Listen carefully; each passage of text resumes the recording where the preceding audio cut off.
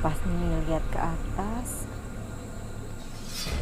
itu seketika langsung menjerit karena tepat di atas Nini itu ada wajah yang buruk banget gitu. Muka warna putih tapi bopeng-bopeng, terus dengan mata yang merah kayak berdarah.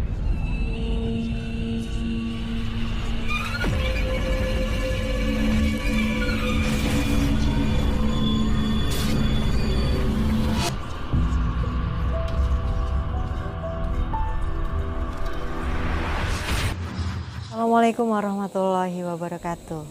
Selamat malam Sobat Mistis, kembali lagi bersama saya Nyai Sabrina. Malam ini Nyai akan menemani kalian dengan kisah yang Nyai alami sendiri sejak waktu kecil. Kisah ini dimulai di mana Nyai baru sadar kalau ternyata Nyai bisa melihat apa yang kalian gak bisa lihat.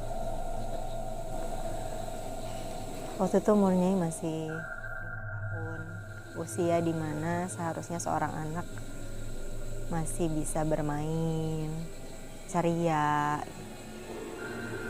Tapi Nyai harus mengalami pengalaman yang cukup membuat trauma sampai sekarang. Kisahnya sih singkat ya. Saat itu seingat Nyai lagi main petak umpet. Nyai nggak inget tapi main petak umpetnya sama siapa. Yang Nyai inget itu Nyai punya temen anak kecil laki-laki. Itu dia ngajak Nyai untuk main petak umpet. Nyai main petak umpet itu siang, pokoknya lagi siang banget. Nyai ngumpet di kolong meja zaman dulu yang panjang, tinggi, terus ada taplak meja yang menyuntai ke bawah, jadi menutupi keseluruhan sampai ke kaki meja. Nyai ngumpet di situ cukup lama ngumpetnya, sampai Nyai pikir kok temen aku nggak datang ya, nggak nyariin, masa sih nggak ketemu. Karena posisi mejanya itu berada di depan halaman tetangga Nyai. Itu meja yang mencolok lah gitu, karena ukurannya besar, tinggi gitu. Kalau paginya meja itu dipakai untuk jualan gorengan dan jualan bubur. Jadi harusnya kalau namanya kita anak-anak main petak umpet, pasti yang dicari adalah meja itu dulu gitu, sebelum masuk ke rumah atau ke bagian-bagian lain. Tapi nggak dicari-cari, lama nungguin temen. Nggak lama ada suara seperti jejak kaki yang nyamperin Nyai ke meja. Nyai pikir, oh kayaknya ini dia mau nyari di sini. Ini tuh ada perasaan pengen ngagetin temennya ini.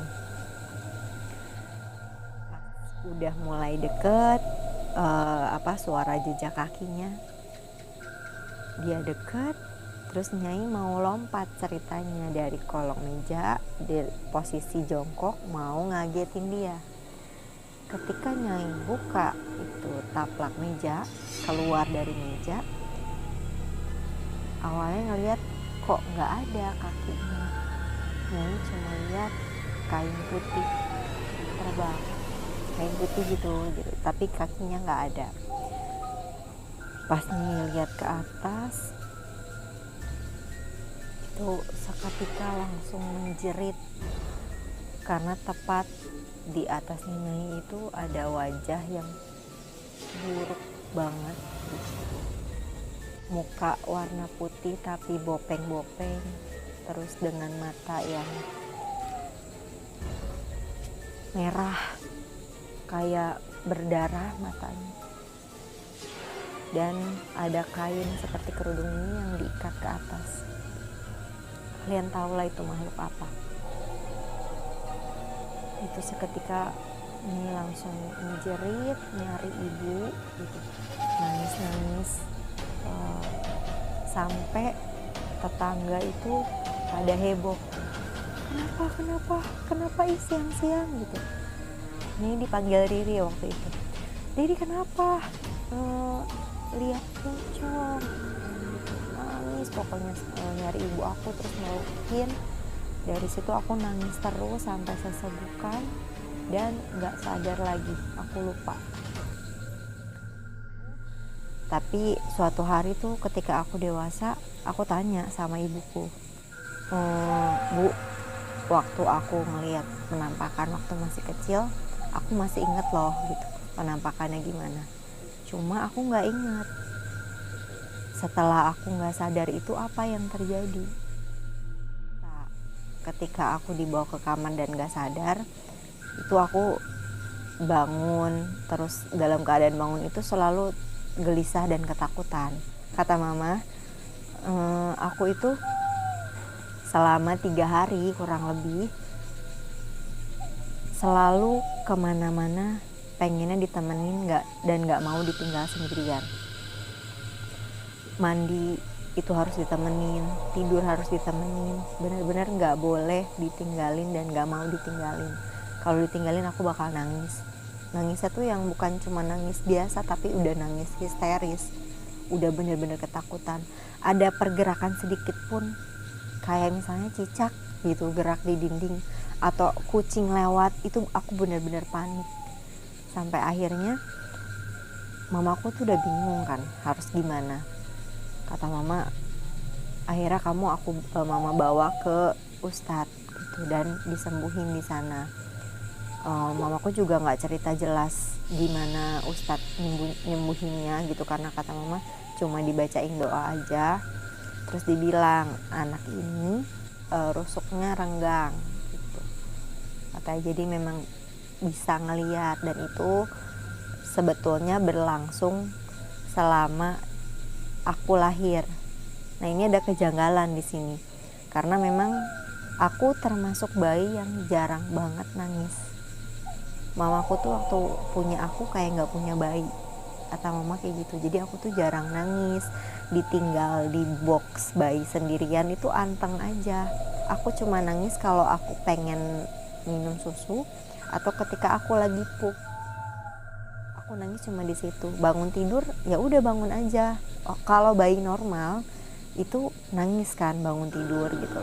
Sementara kata mamaku tuh aku jarang banget nangis, dan kata ustadznya ya memang mungkin udah dijagain dari kecil, jadi makanya aku tuh termasuk bayi yang anteng, gak pernah nangis.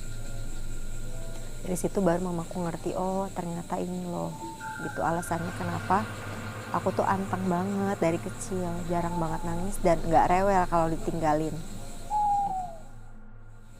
Setelah diobatin sama ustadz, aku langsung tidur kata mama. Karena kan selama 3 hari itu aku bener-bener gak tidur. Bayangin anak kecil gak tidur sama sekali gitu loh.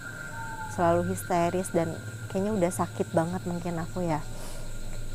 Langsung tidur, dibawa ke rumah. Pas besokannya udah kayak gak ada kejadian apa-apa. Aku kembali jadi anak kecil yang ceria lagi, main lagi gitu. Ya Sobat Mistis, itu singkat cerita, salah satu cerita yang sampai sekarang masih ngebekas buat aku dan bikin trauma. Terima kasih yang udah nonton ceritanya hari ini. Jangan kemana-mana, selalu saksikan videonya Nyai, di like, di komen, subscribe, dan juga di share ke teman-teman kalian. Selamat malam, wassalamualaikum warahmatullahi wabarakatuh.